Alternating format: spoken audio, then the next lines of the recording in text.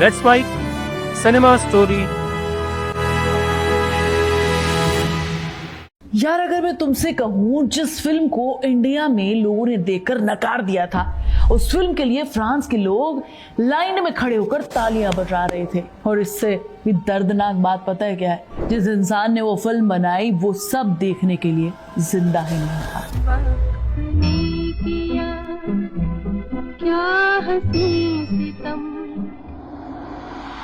याद करो जब शाहरुख खान ने स्वदेश लेकर आए 2004 में, तो वो फिल्म बॉक्स ऑफिस पर एवरेज रही।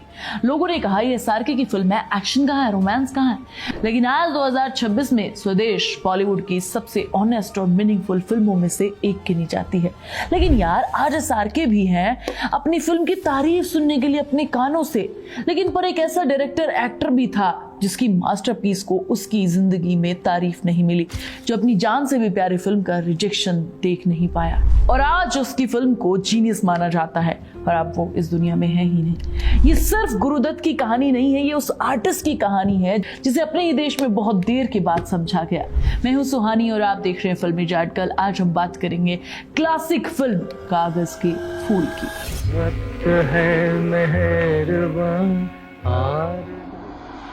1959 गुरुदत्त उस समय किसी पहचान के मोहताज नहीं थे। प्यासा जैसी शानदार फिल्म बना चुके थे, इंडस्ट्री उन्हें हिट मशीन मानती थी। अगर चाहते तो आराम से मसाला फिल्में बनाते जो टिकट खिड़की पर पैसा बरसाती थी। लेकिन कुछ लोग सक्सेस से नहीं अपने सपनों से चलते हैं। गुरुदत्त उन्हीं में से एक है।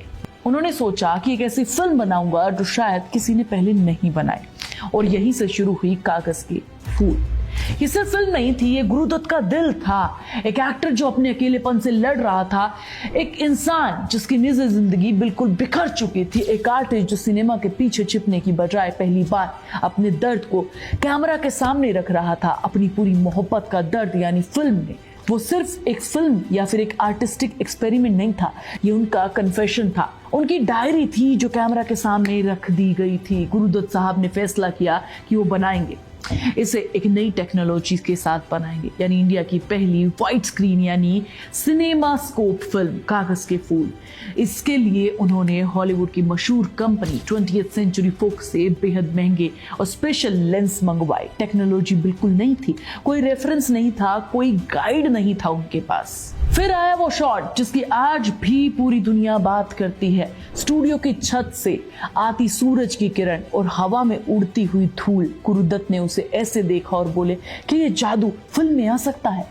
आज होता तो कंप्यूटर से बन जाता, लेकिन 1959 था। टीम ने मिरर लगाए, सूरज की रोशनी मोड़ी, धुआं फैलाया, घंटों की मेहनत, और फिर पैदा हुआ इंडियन सिनेमा का सबसे आइकॉनिक लाइट शॉट। आज भी फिल्म स्कूल में उसकी चर्चा होती है, लेकिन उस दिन किसी को नहीं पता था ये फिल्म अपने क्रिएटर की सबसे बड़ी खुशी नहीं, सबसे बड़ा दर्द बनने वाली है। इस जुनून और इस परफेक्शन की कीमत चुकाई फिल्म के बजट ने।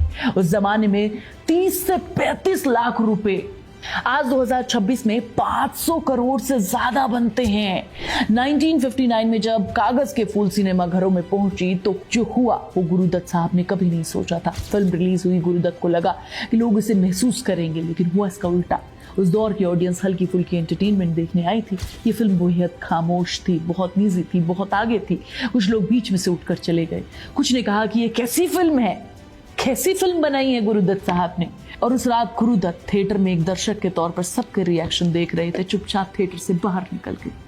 कहते हैं उस रिजेक्शन ने उन्हें अंदर तक तोड़ दिया। फिल्म बुरी तरह असफल रही। डिस्ट्रीब्यूटर को उस जमाने में 15 से 17 लाख का सीधा नुकसान हुआ, और उस चोट ने गुरुदत्त साहब को गहरे डिप्रेशन में धकेल दिया। और उसके बाद उन्होंने दोबारा किसी फिल्म का ऑफिशियल डायरेक्शन नहीं किया। जरा सोचो, एक डायरेक्टर जिसने अपना सब कुछ दांव पर लगा दिया, उसी फिल्म ने उसके हाथ से डायरेक्टर की कुर्सी छीन ली। एक रात गुरुदत्त बहुत उदास होकर शराब पी रहे थे। उन्होंने रोते हुए अबरार साहब से कहा, अबरार, मैं एक पनौती हूँ, मैं जिस भी चीज को छूता हूँ वो बर्बाद हो जाती है।